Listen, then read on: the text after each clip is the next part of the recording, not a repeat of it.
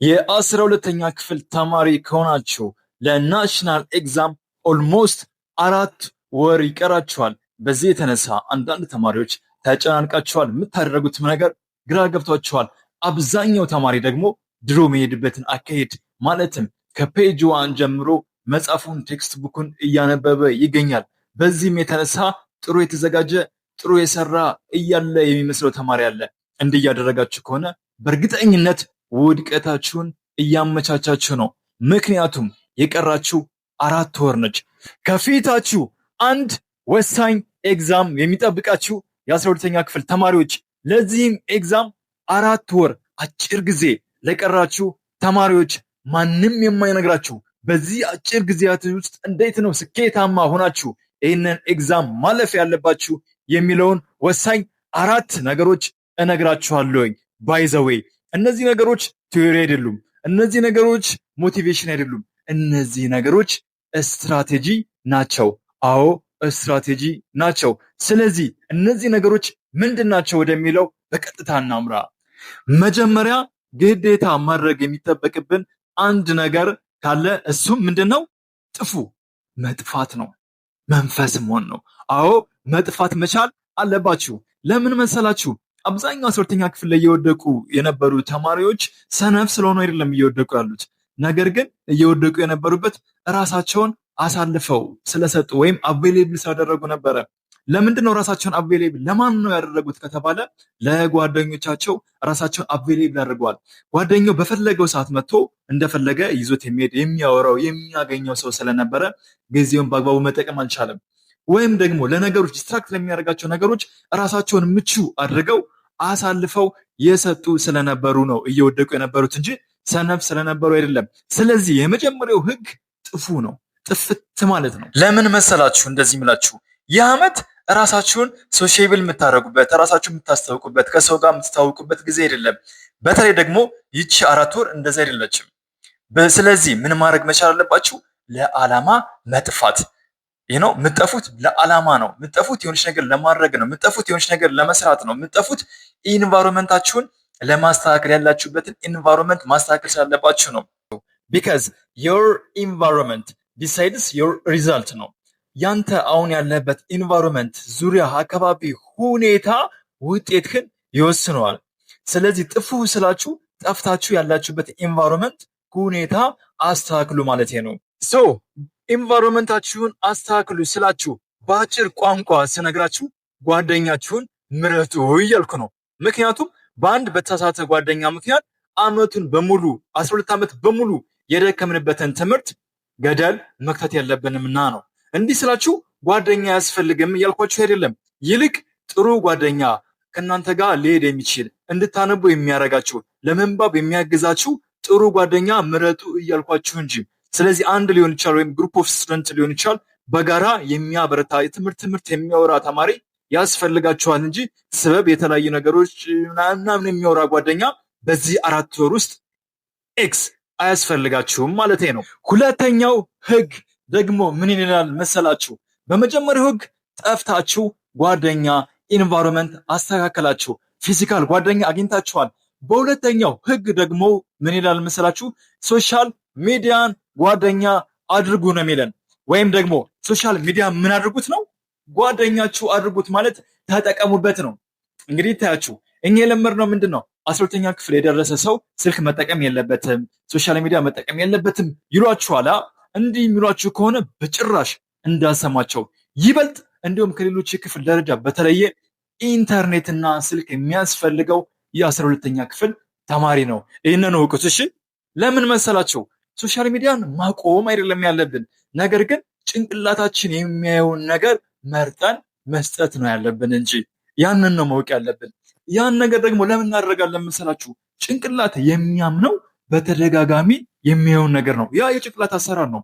ጭንቅላታችሁ ኮንሱም የሚያደርገው ቢሊቭ የሚያደርገው በተደጋጋሚ እያየ የመጣውን ነገር እውነት ነው ብሎ ይቀበላል። ሶሻል ሚዲያን ደግሞ ለዚህ እንጠቀምበታለን። ኢፍ ዩ ስክሮል ኢንተርቴንመንት ነገሮችን ስክሮል እያደረጋችሁ የምታዩ ከሆነ ብሬናችሁ ሌዚ ይሆናል። ኤዱኬሽን ነገሮችን ደግሞ ስክሮል እያደረጋችሁ የምትሆኑ ከመጣችሁ ደግሞ ምን ትሆናላችሁ ማለት ነው? ኢንቴሊጀንት መሆን ቻንሳችሁ ከፍ ይላል። ይህንን ሶሻል ሚዲያ እንጠቀም ስል ማስተካከል ያለብን ኢንቫይሮንመንት አለ። የመጀመሪያው ከዚህ በፊት ስንጠቀምበት የነበረ የቲክታክ አካውንት፣ የዩቲዩብ አካውንት፣ ኢንስታግራም አካውንት ካለ ተውት። አዲስ አካውንት ክፈቱ። አዲስ ቲክቶክ አካውንት ፔጅ ክፈቱ። አዲስ ዩቲዩብ አካውንት ይኖራችሁ። ዜን ምን ታደርጋላችሁ? በእነዚህ አዲስ አካውንታችሁ ማለት ነው 3 ነገሮችን ተከታተላላችሁ፣ ፔጆችን ማለት ነው። የመጀመሪያው ግሬድ 12 ኤዱኬሽን አስመልክቶ ኮንቴንቶችን የግሬድ 12 ብቻ ላይሆን ይችላል፣ የሃይስኩል ከ9 እስከ 12 ያሉትን የሚያስተምሩ ትምህርታዊ ነገሮችን ያገኛችሁትን በሙሉ እነሱን ሰብስክራይብ ታደርጋላችሁ። ፔጅ ከሆነ ፎሎ ታደርጋላችሁ ነው። ሁለተኛው ነገር ደግሞ ኤግዛምን አስመልክቶ የሚሰሩ የተለያዩ ኤግዛም ፔጆች ካሉ እሱንም ተከታተላላችሁ።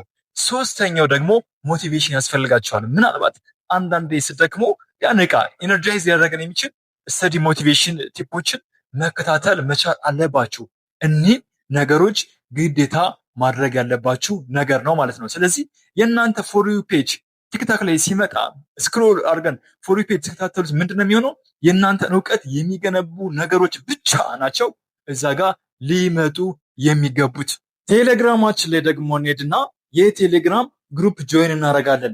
12ኛ ክፍሎች በጋራ ተሰባስበው ያሉበት ጋር የተለያዩ ነገሮች ኮሚኒቲ ውይይት ያለበት ጋር ገብታችሁ ጆይን ማድረግ መቻል አለባችሁ። እዛ ውስጥ መሳተፍ፣ ጥያቄ መጠየቅ፣ አብሮ በጋራ ማንበብ፣ እንደዚህ አይነት ነገሮች ያሉበት ግሩፕን ምን ማድረግ መቻል አለባችሁ ነው ጆይን አድርጋችሁ መሳተፍ፣ ዲጂታል ጓደኞቻችሁን ማዘጋጀት መቻል አለባችሁ ማለት ነው። ሶ እነዚህን ነገሮችን በማድረግ ሶሻል ሚዲያን ለመልካም መጠቀም መቻል አለባችሁ። ሶስተኛው ህግ ላይ ደርሰናል። አብዛኛው ተማሪ ፎከስ አለው፣ ግን የሚያነብበት መንገድ በተሳሳተ መንገድ ነው እያነበበ ያለው። ሶ ምንድነው ትክክለኛው መንገድ የሚለውን ነገር ደግሞ እንዴት ነው በትክክል ማንበብ ያለበት አንድ ተማሪ የሚለውን ሶስተኛው ህግ ይነግረናል። ምን መሰላችሁ? አብዛኛው ተማሪ ምንድነው የሚያደርገው? መጽሐፉን ቴክስቱን ማለት ነው ከመጀመሪያው ፔጅ ጀምሮ እስከ መጨረሻው እያነበበ ይሄዳል። በእርግጠኝነት እንደዚህ የሚያደርግ ተማሪ ካለ ውድቀቱን እየጠራ ነው። ለምን መሰላችሁ? አፕቲቲዩድን ትተን 5 ኤግዛም ቢኖራችሁ 5ቱን ከ9ኛ ክፍል ጀምራችሁ እስከ 12ኛ ክፍል 4 ማለት ነው። 4 ሲባዛ በ5 20 ሰብጀክት ማለት ነው። አስቡት 20 ሰብጀክቱን ከመጀመሪያው እስከ መጨረሻው ማንበብ። አዎ ውድቀትን መጥራት ነው። ሰው በስማርት አካሄድ ይጠበቅባችኋል። አሁን ላይ እውቀት አይደለም የምታሯሩጡት። አሁን እውቀት አይደለም የምትፈልጉት። አሁን ማንበብ ያለባችሁ ኤግዛምን ለማለፍ የሚያስችላችሁ አካሄድ እንጂ። ምክንያቱም ለእውቀት እስከዛሬ ያነበባችሁት ኦልሬዲ በቂ ነው፣ አንብባችኋልም ነው። አሁን ግን ለኤግዛም የተለየ አካሄድ ያስፈልጋችኋል። እስከዚህ ቀደም ወይም ከዚህ በፊት የምንሄደው አካሄድ ምንድን ነበረ? እናነባለን፣ ዜን ኤግዛም እንገባለን። አሁን ግን ሶስተኛው ህግ የሚለን ይህን ነገር ምን አድርጉት ነው? ቀይሩት ነው። ምን ታደርጉታላችሁ? ኤግዛም ራሱን ታነቡትና ኤግዛም ትገባላችሁ። ሰምታችሁኛል? አንብባችሁ ዝም ብላችሁ መጽሐፍ አንብባችሁ ኤግዛም አትገቡም። ይሄኛው ህግ የሚለን ምንድነው? ኤግዛም ራሱን ነው የምናነበው። ኤግዛሙን ራሱን አንብበን ኤግዛም እንገባለን ማለት ነው። ምን ማለት መሰላችሁ? አንተ አንድን ሴት ከወደድካት መች ተወለደች፣ የት አደገች፣ ምናምን የሚለው የሷን ባዮግራፊ ማጥናት አያስፈልግም። እሷ ፍቅረኛ እንድትሆን ከፈለግ እሷ የምትወደውን ነገር፣ የምትጠለውን ነገር፣ የምትመርጠውን ነገር ሪሌሽንሽፕ አስመልክቶ ያለውን ነገር ነው ማጥናት ያለብን ስለሷ እንጂ ዝባዝንኪው ሌላውን ነገር ማጥናት አያስፈልግም። ኦፍኮርስ ይጠቅማል፣ ግን አሁን ታይም አይደለም። ስማርት መሆን መቻል አለብን ነው። ኤግዛምም ልክ እንደዛ ነው። ዝም ብላችሁ እያነበባችሁ ኤግዛም ጋር መግባት የለባችሁ።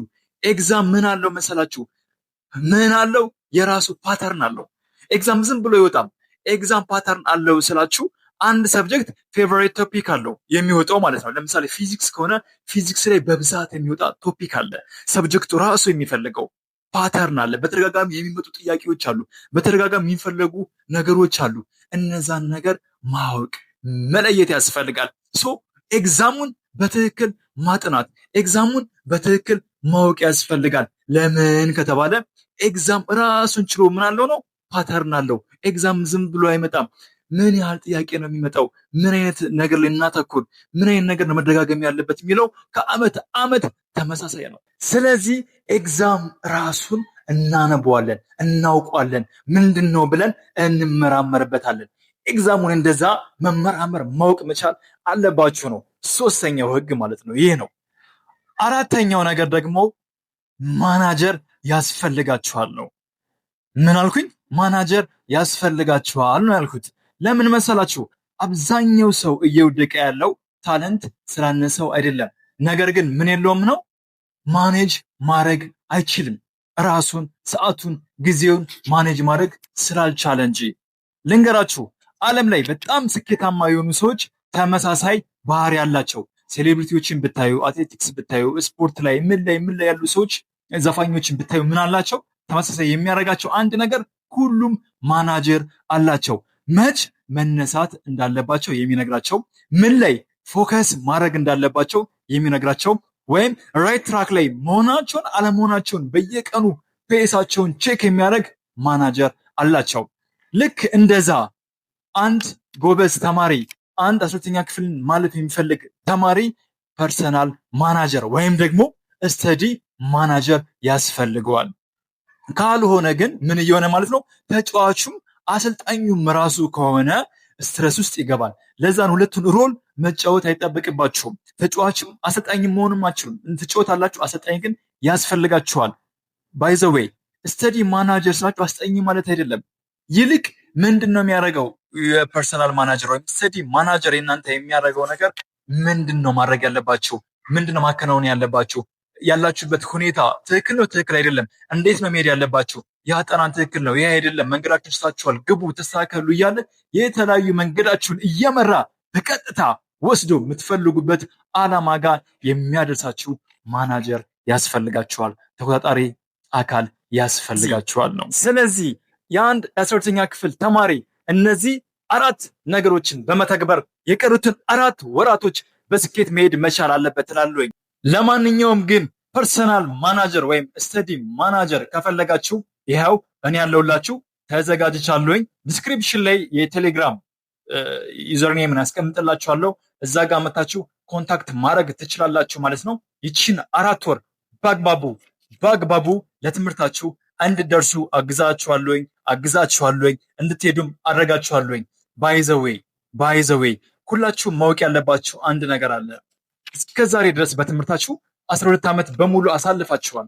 አሁን ያላችሁት በር ላይ ነው። በር ላይ ደርሳችሁ አንዳንድ ተማሪዎች ምን ይላሉ መሰላችሁ? 12ኛ ክፍል በወድቅም ባልፍም የራሴን ስራ መጀመሬ አይቀርም፣ ችግር የለውም የሚሉ ሰዎች አሉ። አንዳንዱ ደግሞ በትምህርታቸው ጥሩ ደረጃ መድረስ የሚፈልጉ ሌላኛው ሰዎች አሉ ነው። ለመጀመሪያ ሰዎች የራሴን ነገር እጀምራለሁ ለምትሉ ሰዎች ማወቅ ያለባችሁና ወሳኝ ነገር ልንገራችሁ። ምን እንደሆነ ታውቃላችሁ? 12ኛ ክፍል ደርሳችሁ ማለፍ ግዴታ ነው። ለምን መሰላችሁ? ካለፋችሁ በኋላ ቢያንስ በቀጣይ ወደምትፈልጉት ነገር ስትሄዱ ያምራል። 12ኛ ክፍልን እኮ አልፌያለሁ፣ በትምህርቴ የምታማ ሰው አይደለም፣ ነገር ግን በህይወቴ ሌላ ማሳካት መስራት የሚፈልገው ነገር ስላለ ወደዛኛው ሂጃለሁ ብላችሁ በኩራት ታወራላችሁ። ለእናንተ ኮንፊደንስ ነው። 12 ዓመት በሙሉ የመጣችሁበት ነው። ችሎታ፣ ብቃት፣ አቅም እንዳላችሁ ለቤተሰብ፣ ለወዳጅ፣ ለጓደኛ ኢቭን ለጠላት እናንተን ውድቀት እንኳን ለሚመኝ በቀጣይ በሌላ ህይወታችሁ ስኬታማ ሰው ነው ይህ እኮ 12ኛ ክፍል ላይ ወድቆ የቀረ ነው ብሎ ከሚጠቁምባችሁ ሰው ራሳችሁን መከላከል መቻል አለባችሁና ግዴታ ማለፍ መቻል አለባችሁ። ለማለፍ እኚህን 4 ነገር ታደርጋላችሁ። ሌላኛው ሰዎች ደግሞ በትምህርታችሁ ጥሩ ደረጃ ሊደርሱ የሚችሉ ጥሩ ተስፋ ያላችሁ ተማሪዎች ደግሞ ምን ማወቅ መቻል አለባችሁ? ዩኒቨርሲቲና ግቢ ስትገቡ ዝም ብላችሁ መግባት የለባችሁም። ግቢ ጋር ስትገቡ ከሌላ ተማሪ ጋር ስትወሩ ራሳችሁን ሳንጻጽሩ እኔ እኮ ከ600 590 ከ600 550 አብጥቻለሁ ብላችሁ በኩራት የምታወሩለት ውጤት ያስፈልጋችኋል እንጂ ማለት ታልፋላችሁ ዝም ብላችሁ የሚያሳልፋችሁን ውጤት አትያዙ። ግዴታ ነው። በኩራት የምታወሩለት ለቤተሰቦቻችሁ የምታሳዩበት ውጤት ያስፈልጋችኋል።